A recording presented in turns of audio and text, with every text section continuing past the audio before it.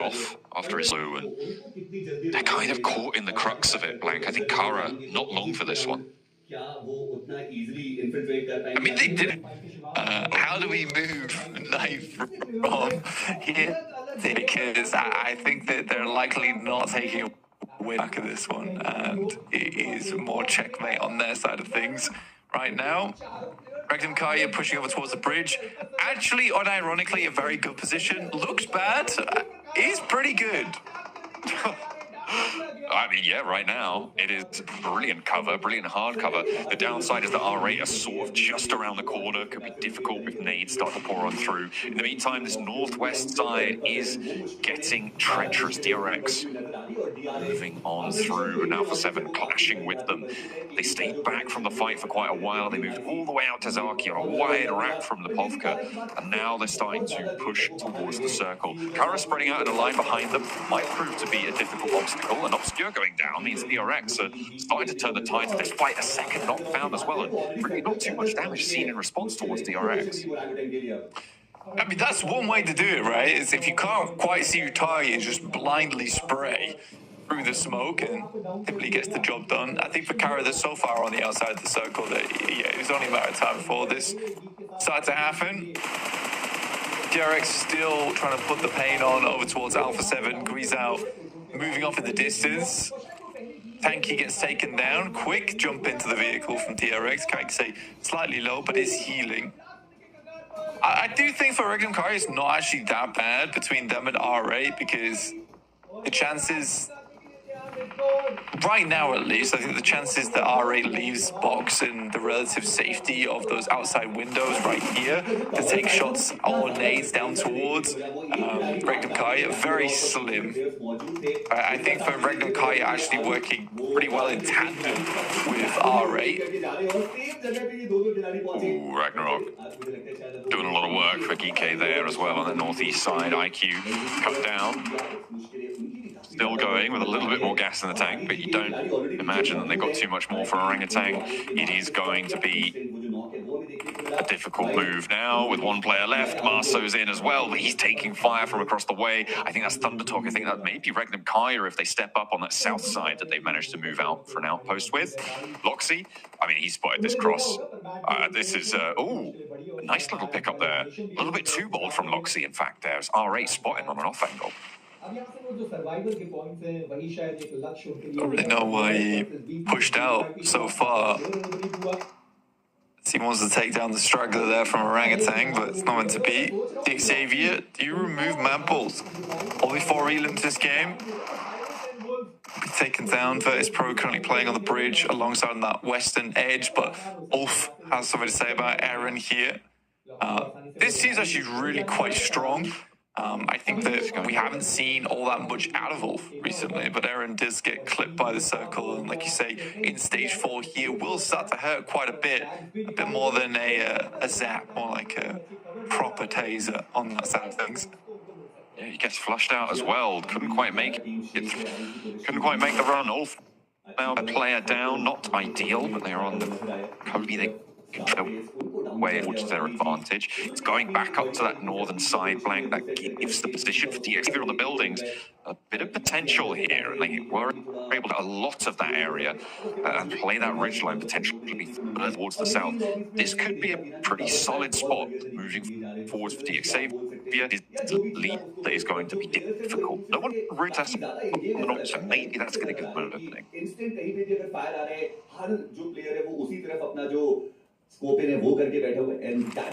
nice the circle does come over from the south and heads up. Xavier do have a fairly strong spot to work with.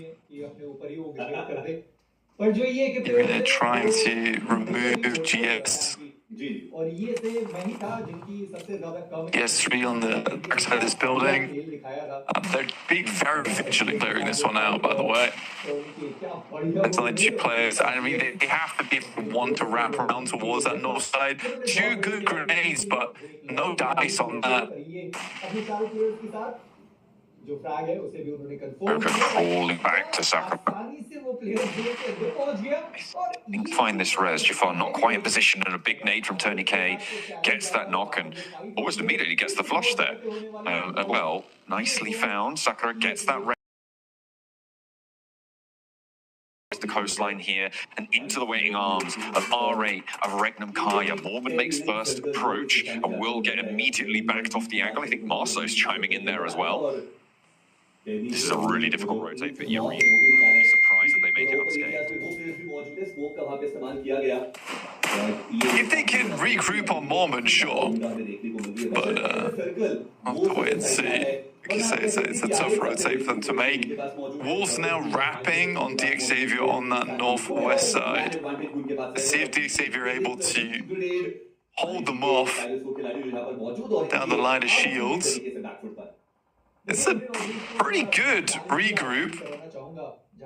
That is a fantastic nade. Honestly, an airburst might have done the trick there. Silas has to do it all himself once again. With the double. Fantastic stuff. Zed Wolves goes a little bit too high, but Silas really throws the dazzler. Sometimes the old dog doesn't need new tricks. Just play what you know. And the nade on target is brilliant for Silas. One of the longest standing veterans of the PUBG Mobile scene on the global stage. No one really has more experience than him. That's going to calm the nerves. Mars spray down towards Mormon. And Irina, I mean, I said I'd be surprised to see them make it unscathed. They did make it, but they were not unscathed after that. Silas saw to it. Now two of them have fallen, but they do manage to get into the next circle. Good name from Coops from up on high over towards DXavier. It's a good opening. And after that, instantly Doran's in as the front man from Romania. Very, very good stuff that he can bring to the table. Has always been a fantastic fragger, and now on a team that can really utilize his performance. Two players from Wolves down. They managed to get an opening too, but that is not going to be enough there. It seems like DXavier can't hold off these pushes. Thundertalk and now Wolves have been able to take advantage of positions that seemed very, very strong. And with Wolves being able to pick up those 3 elims, now GK are going to try and capitalize. One player does stay down. Doran is back up to his feet with a nade in hand. I'm surprised he's not going for that heal. There's that first knock, and Wolves look to hold off in a solid fashion where DXavier could not. Coops, I think he wanted to hop out the window there. Maybe a little bit too slow. Second time's a charm, but Higsword goes down on the sideline. 3 players fall on the approach, but 3 in response, and it's up to Doran versus Saf. And now pushing onto the outside there. Doran loses one of his teammates. They are flushed away. Opens up for the door frame, but will be blasted back off its hinges. Dafty underneath. Oh, trying to make his way back up the stairs here. Like you say, Doran all down to him now. Nade in hand. This has to be a golden throw, and will head further down the stairs. Has one more to try and make it happen. Quick switches between the weapons, but teammates are starting to bleed out. Saf G realizes he's just going to go for those elimination points. Pick those up where he can. Doran jumps out the window, goes for a similar scenario. Takes down the entire team between the two of them. Saf G has to go for the reload there, but he's managed to get it in time. Oh no, the off angle comes through as well and forced into the fight. He wasn't ready for it. Wolves fall and nobody can hold these buildings. GK very, very slow to be able to get out of this position as well. It's going to make their approach really tough. They're playing now as 2 players on their northern side. Regnum Kaya still in a great spot, and R8 as well, having a second really strong game to open the tournament. I mean, for R8, I've been... But again, I said it was unsurprising. I think they were a team that's improved a lot over the years. And they have remained steadfast between one another. So I do think they deserve all the prestige that they're requiring throughout this gauntlet. Shot from Marth over towards Saf as he attempts to leave that position. Will explode on the vehicle there. Leaving GK high and dry with just the 1 player in Kevin. Tries to make a move out. Marth's got his eyes that way too. Doesn't quite have his number though. Not quite on the beat fully, unfortunately. Kevin gets a little bit further forwards. R8 regroup back down to the compound that they've held for a while now. and continue their solid hold on the riverbank. Circle definitely north leaning, but Regnum Kai have been holding this 2-2 split for a while. They like these river splits. They've played quite significantly on them in these sorts of situations, and they played them pretty well in the past. They're looking to do just the same here. Mormon still alive for E-Arena. Tony K as well, off on that western side. The two players left. The team from Thailand as the circle pops. I suppose the West still has a lot of water in this one as well, so getting flashbacks over towards Rondo now. Thunder talks with their singular player looking to replacement points a little bit with their 18 from their last game. Very obvious someone's in here, at least. Marth again really not leaving Kevin alone. Despite asking multiple times, Prestige gets an off angle on it. Moves further towards that western side. Regnum Karya get more and more of the advantage here. But I think that both Silas as well as Zedwolf know they need to have a very, very strong hold towards the south side, because this is the position that's going to allow them to take on R8 when they do eventually try and move in. But with E-Arena still around this area, that's what Silas as well as Zedwolf are definitely most worried about. Orangutan, last player in the drink. Been hiding out for a while. Almost cost Loxy his life to try and pick that point up. See how much longer they can survive. R8 making that western push, the real big maneuver that has to happen here. The question is when. The question is what do they need to get in place to feel confident enough to go for this push. Ida pushed off that rooftop now. They have to keep marching forwards, regroup onto the tower and go from there. Regnum Kaya yet to really fully chime in with force. AJ being a bit of a thorn in the side here. You see, I think as soon as AJ goes down, if Zedwolf can find those shots with the Mini 14, I think that's when Regnum Kaya can really start to leverage this.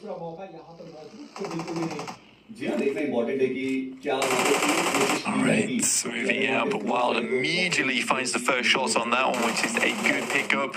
Looking behind him as well, I mean, very, very good awareness on this one, but minimal ammo to work with, no nades, realistically here.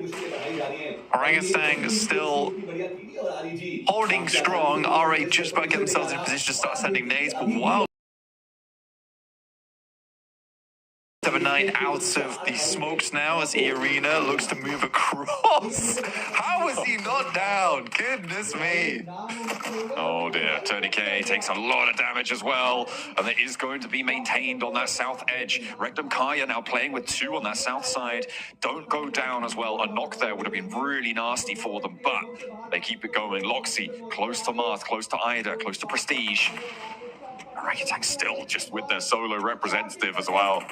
Just clinging on there. On the off angle, down under the bridge. Playing down in the dark. Wild somehow doesn't go down to that nade. Felt like I went off right in his ear. And Prestige strikes out towards the south side. And Silas is going to fall. Zedwolf now needs to pick it back up as Marth continues to move on over. Spots a leg, spots 2, and clocks the shot. Able to take down Loxy. Regnum Kaya faltering on their hold now. They play too timid blank. They haven't been allowed to do what they wanted here. And Wild needs to stay alive but can't. Another nade. And there's a Mori binding the shots onto Silas. Zedwolf now the last to stand. Will give it a good go, but it's not going to be enough. Falls out and will go down. Regnum Kaya eliminated in 4th. I can't believe Regnum Kaya loses there. I mean, they did everything they needed to do, which was to take out E-Arena, clear some space on that side, and then push over towards R8. But R8 have really been putting on a clinic during this game. Very fantastic play from inside of box compound. Never straying too far away from their safety. When it came down to it, this has been a really, really good hold in terms of playing from one position to the next. Marth, oh my goodness me! I think he'll give his life for it, but you don't really care. My goodness me, what a stylish way to close that down. R8, they were on the warpath in Rondo and they wanted more. A bigger slice of the PMGC pie. That is a massive game for R8. They have